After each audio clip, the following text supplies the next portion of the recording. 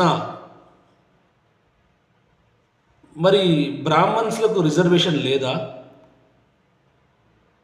తిరుపతి గుడిలో మాలామాదిగలు ఏమన్నా పూజారులుగా ఉన్నారా?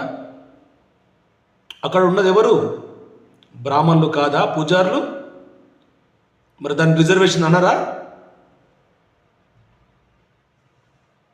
కాళహస్తి దేవాలయంలో ఎవరున్నారు?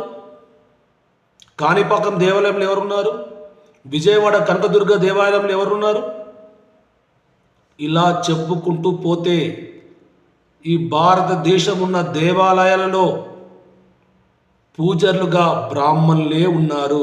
మరి దాన్ని ఏమంటారు? రిజర్వేషన్ అనరా? మీరు అంటున్నారు కదా,